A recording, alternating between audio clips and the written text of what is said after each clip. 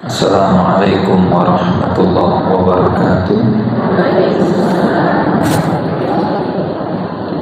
Alhamdulillah wassalatu wassalamu ala rasulillah wa la hawla wa la quwwata illa billah. Allahumma 'allimna ma yanfa'una wanfa'na bima 'allamtana wa zidna ilma. Allahumma arinal haqqa haqqan warzuqna ittiba'ah wa arinal batila batilan warzuqna ijtinabah. Jamaah sekalian, semoga selalu dirahmati dan diberkahi oleh Allah Azza wa Jalla. Pertama, kita bersyukur kepada Allah karena di kesempatan ini kita bisa sama-sama belajar satu topik, yaitu berkaitan dengan fikih wakaf.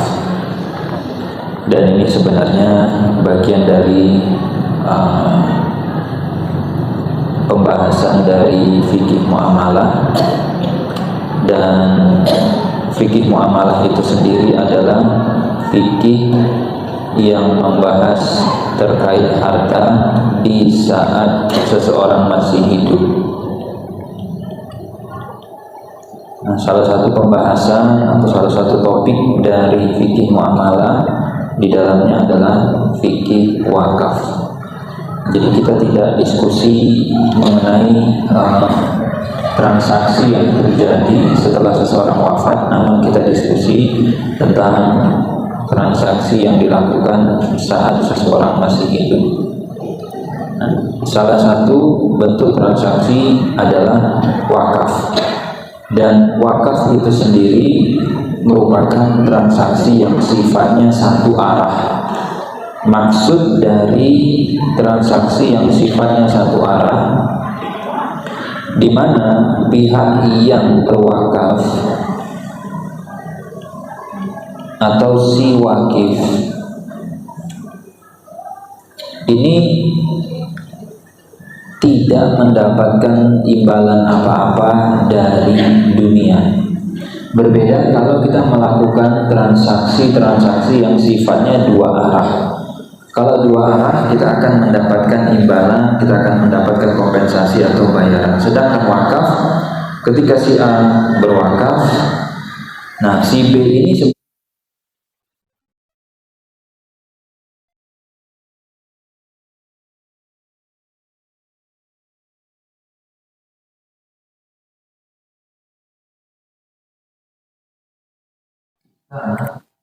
umum bisa khusus. Tapi si penerima manfaat wakaf dia tidak akan mengeluarkan apa-apa untuk membayar si A. Lalu kenapa ada orang mau berwakaf? Maka sebagaimana karakter dari akad sosial yang lain, maka tujuannya adalah al-ihsan. Tujuannya orang ketika berwakaf adalah dia mencari pahala. Pahala itu sebenarnya adalah imbalan, cuma memang dia wujudnya abstrak, bukan sesuatu yang kita bisa indra langsung.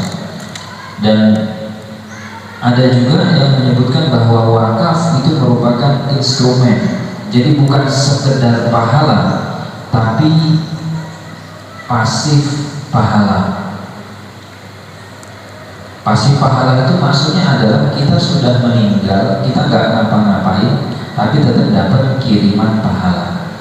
Sebagaimana kita pernah mendengar istilah pasif income, ada orang nggak kerja, ada orang nggak ngapa-ngapain, tetap dapat pemasukan. Nanti setelah pewakaf ini meninggal, maka pahala dari aset wakaf dia itu tetap mengirimkan transferan saldo kebaikan. Jadi secara karakter wakaf itu sifatnya satu arah dan bukan dua arah. Nah, ini kerangka umumnya terlebih dahulu. Nanti kita akan lihat definisi atau kita akan lihat rukunnya. Di sini disebutkan definisi, nanti kita akan terjemahkan. Definisi wakaf itu adalah ada dua kata kunci sebenarnya. Habsu ainin, zatnya atau bendanya itu dikunci ditahan, kayak dibekukan. Lalu nanti manfaatnya itu akan didistribusikan, disalurkan, dan tujuannya adalah taqarrub ilallah. Atau dengan bahasa yang sederhana, wakaf adalah habsul asli, menahan pokok atau zat dari aset, dan kemudian tasbihu sama manfaatnya nanti akan diputar, akan didistribusikan. Jadi kalau ditanya apa definisi wakaf, definisinya ada dua. Yang pertama adalah benda atau pokok atau zat itu ditahan, dikunci. Maksudnya dia kembali kepada Allah, dijadikan sebagai miliknya Allah. Makanya objek wakaf itu kalau ditanya punya siapa? Punya Allah. Bukan punya pewakaf, bukan punya nazir yang mengelola, dan bukan punya penerima manfaat. Makanya objek wakaf itu dikunci. Sehingga ketika kita mewakafkan sesuatu, maka sesuatu itu sudah bukan milik kita lagi. Lalu manfaatnya, manfaat atau hasil atau apalagi istilahnya buahnya dan yang lain, ini nanti disalurkan. Kepada siapa disalurkan? Kepada penerima manfaat wakaf.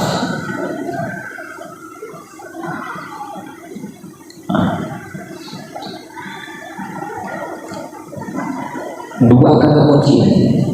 Maka nanti bagaimana? Nanti dari sini juga akan muncul turunan. Bisa nggak kita wakaf pisang goreng? Bisa nggak? Nggak bisa. Kenapa nggak bisa? Habis. Bagaimana cara memanfaatkan pisang goreng? Ya masukkan ke mulut. Ada nggak cara memanfaatkan pisang goreng untuk diberikan tok? Kenyang gitu? Nggak ada. Tapi kalau memanfaatkan kebun pisang mungkin bisa. Kenapa? Karena tanah itu tidak habis, pohon bisa ditanam ulang. Nanti pisangnya itu yang didistribusikan. Untuk siapa pisangnya? Misalnya untuk fuqara dan masakin bisa. Atau nanti penerima manfaat wakafnya siapa? Masjid misalnya, pondok pesantren. Sehingga pokoknya ini kebun pisang, tolong dirawat. Hasil pisangnya kasihkan ke kebun, kasihkan ke pondok pesantren, kemana terserah. Sehingga besok menunya itu pisang goreng, pisang rebus, apalagi ya pokoknya yang berbahan pisang, kolak pisang, terserah. Boleh keripik pisang. Intinya dua kata kunci itu, dan ini semua adalah satu cara. Wakaf itu untuk cari pahala, untuk cari pahala. Sehingga nanti dari definisi ini, boleh enggak kalau kita wakaf tapi wakafnya nanti untuk tempat-tempat yang haram? Tidak boleh. Jangankan yang haram, yang mubah saja ini sebaiknya dihindari. Kenapa? Karena tujuannya tadi kita itu mau investasi. Nah bahasanya kan seperti itu biasanya kan. Wakaf itu adalah investasi akhirat. Orang kalau mau investasi, kalau bisa dengan duit yang sama, punya pemasukan yang lebih banyak. Sama kita pun ketika wakaf, pengennya nilai wakafnya sama-sama 10 juta, tapi kita pengen nanti pahalanya besar. Artinya kalau duitnya disalurkan ke tempat-tempat yang bukan menghasilkan pahala, malah menghasilkan dosa, jadi masalah. Itu definisi, ya. Atau batasannya, boleh nggak wakaf gelas? Boleh? Boleh. Wakaf tutup gelas? Boleh. Nah, nanti kalau kita bicara pahala, seberapa sering gelasnya dipakai, seberapa sering tutup gelasnya dipakai. Wakaf sajadah boleh, tapi kata kuncinya dua ini. Nah, kemudian di sini diberikan contoh. Contoh objeknya yang disebutkan di sini rumah. Rumah kemudian disewakan atau wakaf kos-kosan. Hasil kos-kosan nanti didistribusikan. Itu bisa. Atau wakaf masjid. Atau wakaf apalagi yang lain untuk cetak buku dan seterusnya. Nah, orang itu kadang semangat. Ini mungkin sebagai tips saja. Orang itu biasanya semangat wakaf untuk pembelian barang fisik. Makanya kalau diajak, ayo wakaf masjid dan yang lain, itu semangat. Tapi masjid ini kan butuh operasional. Tidak ada ternyata orang yang wakaf yang mana manfaat wakafnya untuk mengcover operasional masjid. AC, butuh listrik, apalagi. Nah, jadi kita bisa wakaf, nanti wakafnya ditujukan untuk apa? Untuk operasional, untuk kegiatan-kegiatan yang sifatnya mendatangkan kebaikan. Itu dari contoh, nanti bisa dikembangkan. Dan sama wakaf ini karena tadi dia transaksi saat masih hidup, berarti mesti diselesaikan saat masih hidup. Bisa saja ada orang berwasiat, boleh. Berarti kalau berwasiat, nanti kalau saya wafat, apa pesannya? Tolong yang ini diwakafin. Kalau saya nggak ada, gitu ya. Kalau saya wafat, maka bentuk wasiatnya adalah wasiat wakaf. Bisa, tapi maksimal 1/3 dari harta yang kita miliki. Ini akarnya dibuat saat masih hidup, lalu kemudian dilaksanakan setelah wafat. Bisa. Dan ini ahli waris ini perlu diedukasi kalau mau modelnya wasiat, dan itu harus ditegaskan. Kemudian yang berikutnya, apa hukum wakaf? Kalau ditanya hukum wakaf, maka hukumnya adalah dianjurkan, disunnahkan. Itu hukum asalnya. Dia termasuk amalan yang mustahabbah. Apa dasarnya? Di antara dasarnya adalah Umar Ibn Khattab itu pernah menyampaikan kepada Rasul dengan mengatakan, Rasul, ini saya dapat tanah di Khaybar dan ini termasuk tanah yang menurut saya paling berharga, paling istimewa. Mungkin ibu-ibu punya beberapa aset gitu ya, punya beberapa kos-kosan, punya beberapa rumah, punya beberapa, intinya punya beberapa harta. Nah, dari semua aset itu mungkin ada aset yang menurut kita itu paling bagus, posisi paling strategis, mungkin di situ paling banyak penghasilan dan yang lain. Nah, tanahnya Umar ini tadi disampaikan Rasul, posisi ini yang menurut saya paling bagus. Kemudian Umar minta saran Rasul, kira-kira nih tanah saya ini bagusnya diapain?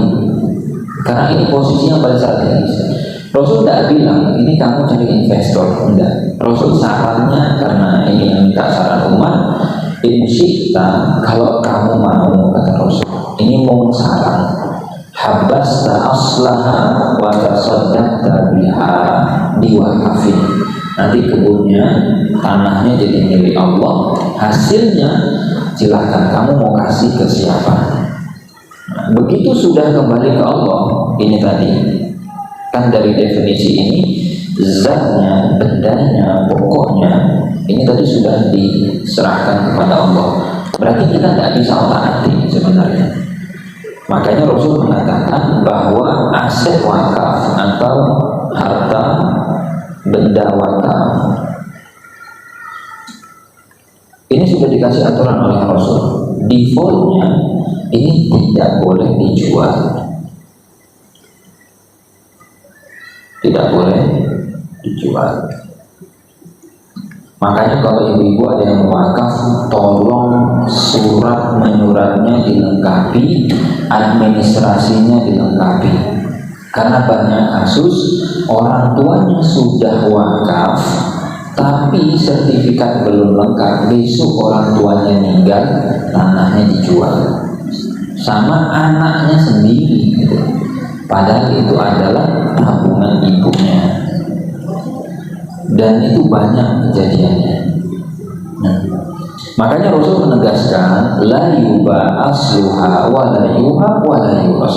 Begitu ada aset statusnya menjadi wakaf, maka dia tidak bisa dijual, dia tidak bisa dihibahkan, dia tidak bisa diwariskan. Nah, ini juga menjadi PR bagi ibu-ibu yang mungkin sekarang jadi pengelola wakaf, jadi pengurus wakaf. Jadi objek wakaf itu macam-macam ya. Bisa ini proyektor atau kamera, tripod, apapun itu bisa. Maka ingat, kalau kita cuma sebagai pengurus, pengelola, jangan pernah jual. Atau mungkin kita hibahkan, gitu ya. Tidak boleh dihibahkan. Dan ini Rasul yang mengatakan. Dan kemudian tidak bisa diwariskan. Tidak bisa diwariskan. Sehingga itu bukan miliknya ahli waris. Maka ingatkan anak-anak, ini bukan punya ibumu loh ya. Ini punya masjid, ini punya masyarakat, ini wakaf. Kemudian dari Abu Hurairah disebutkan bahwa Rasul Shallallahu Alaihi Wasallam, nah ini hadis yang masyhur yang kita sering dengar bahkan mungkin hafal. Rasul bersabda, "Idza mata ibnu Adam," ketika manusia wafat, inqata'a amaluhu, putus sudah amalan-amalannya, nggak bisa sholat, nggak bisa puasa, nggak bisa sedekah, nggak bisa zakat, nggak bisa ngaji, nggak bisa, udah putus. Kecuali kata Rasul, illa min salas, kecuali ada tuh yang sifatnya pasif, orangnya tidak ada, tapi pahalanya tetap nyampe.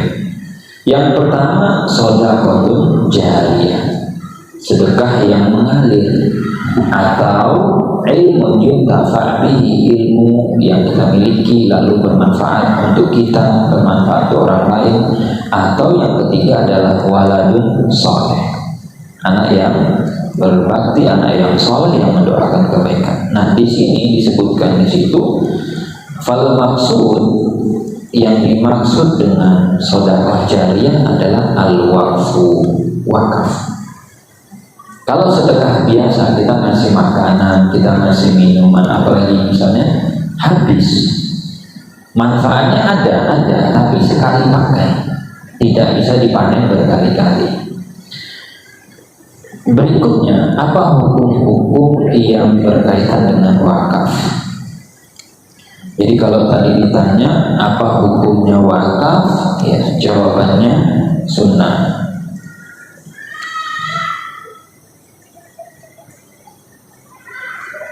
Atau dianjurkan. Sebenarnya wakaf ini menjadi solusi buat kita yang cinta banget sama harta. Karena caranya membawa harta ke kuburan itu bukan dikubur bersama kita, tapi di wakafin. Apa kita punya harta yang menurut kita ini kayaknya saya eman-eman gitu, saya nggak pengen pisah sama harta ini, udah bismillah diwakafin, karena itu nanti akan membersamai kita dan akan menjadi tabungan pahala. Jadi tadi di sini pasca kematian seseorang harusnya udah nggak ada pahala lagi, tapi ketika dia punya wakaf, maka wakaf ini akan terus jalan pahalanya walaupun dia sudah tidak ada. Selanjutnya, hukum-hukum terkait wakaf. Pewakif ataupun wakif, orang yang berwakaf itu harus orang yang cakap hukum. Jadi dalam posisi kita waras, kita sudah balik dan seterusnya, Itu yang pertama. Dan berikutnya, objek wakaf itu harus memiliki manfaat dan bisa dimanfaatkan berulang-ulang, dan juga harus ditentukan.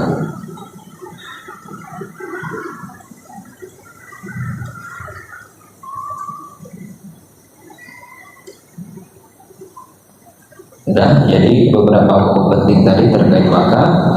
Yang pertama adalah wakifnya harus orang yang cakap hukum. Nah, kalau secara teknis, jadi di Indonesia itu sudah ada namanya BWI. BWI itu adalah Badan Wakaf Indonesia. Nah, ini sebenarnya mengatur ya, regulasi, dan sekarang pun sudah ada yang namanya sertifikasi nazir. Jadi para nazir, para pengelola wakaf itu disertifikasi.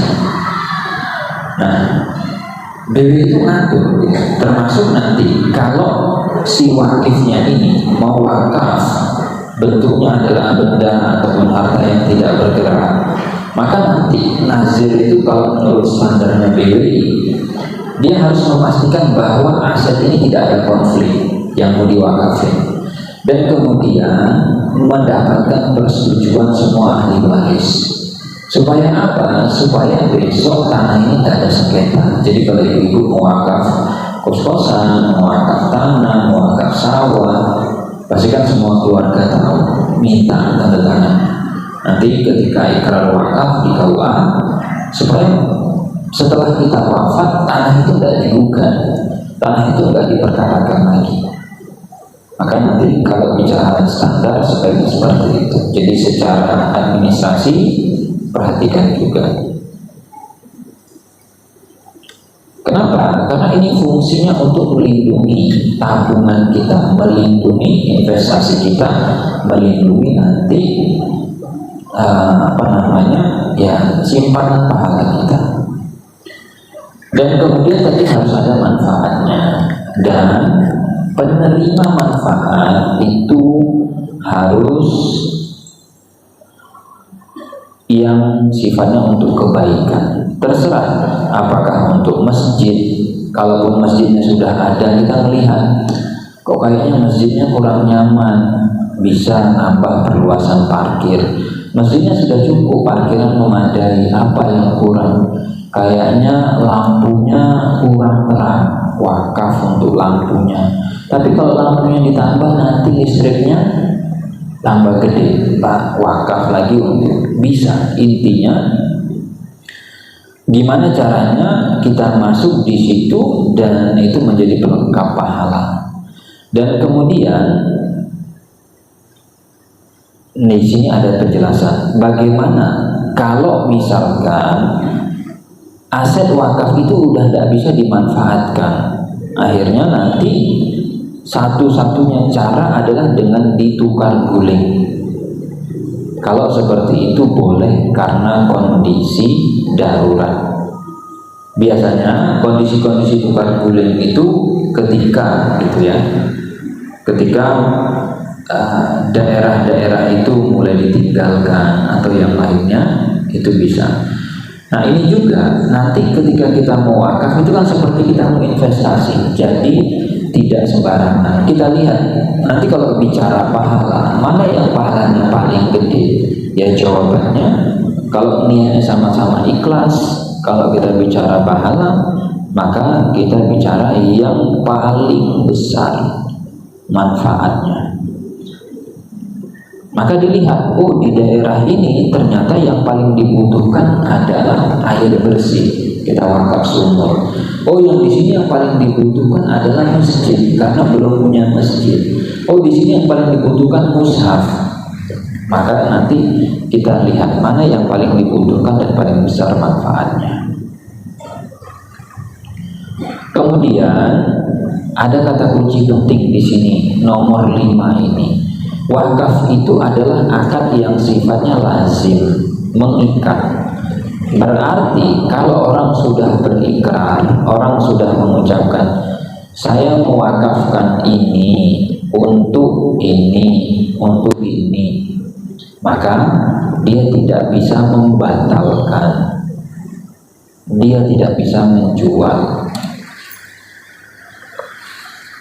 Tapi kalau masih berencana, saya ada kepengenan, saya berencana, saya kayaknya mau nanti sebelum wafat mau wakaf, nah itu baru mengungkapkan keinginan, itu belum.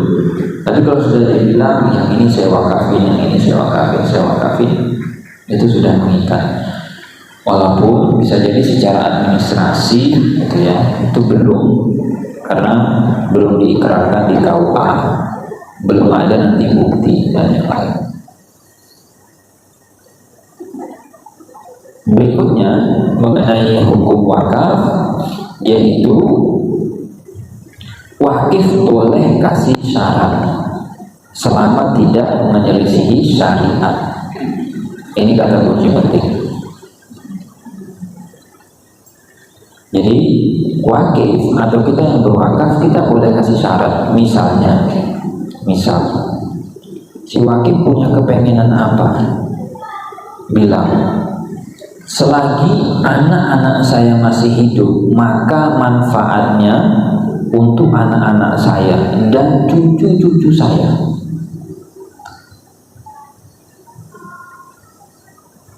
Nah, nanti ini bisa dirinci lagi, anak dan cucu ini yang paling berhak yang mana. Misalnya yang mungkin paling miskin, paling susah, dan lain-lain bisa dirincikan. Dan dia bisa kasih syarat, kalau keturunan saya sudah tidak ada yang mau, sudah berkecukupan semua, atau anak cucu saya sudah tidak ada, maka manfaatnya dikasihkan atau didistribusikan kemana, misalnya ke masjid. Kalau masjid di daerah saya sudah kecukupan semua, saya pengennya itu nanti manfaatnya dikasihkan ke misalkan pondok dan seterusnya. Itu boleh. Jadi wakaf itu bisa ditujukan ke keluarga penerima manfaat dan bisa juga ditujukan ke umat untuk orang banyak. Berikutnya, kalau wakafnya nanti untuk keluarga, pastikan gitu ya. Yang paling sulit itu kalau ditanya dalam wakaf, yang paling sulit itu yang mana? Wallahu a'lam ya. Yang paling sulit itu nyari nazir yang amanah.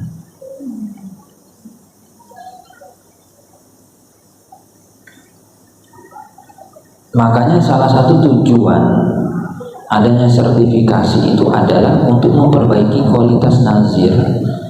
Kasihan ada orang wakaf tapi tanahnya cuma didiemin toh, gak diotak-atik, gak diurus, gak diapa-apain, kan gak ada pahalanya. Makanya nazir itu kalau memang dia ngerasa permintaannya, maaf ini wakif ya, bukan wakaf. Nah, kalau permintaan wakif dirasa tidak masuk akal atau dirasa sulit, nazir boleh tolak. Mohon maaf kalau syaratnya begitu, kita nggak bisa. Mau cari nazir yang lain. Jadi amanah terberat itu sebenarnya dalam wakaf ini mencari si nazir ini. Kalau penerima manfaat nggak berat, kenapa? Mau tinggal nompo, dikasih tahu, oh ya sudah, kita tinggal menikmati. Wakif juga enak, apa yang tinggal serahkan ini ya tolong diurus. Nazir ini yang nanti jadi PR besar.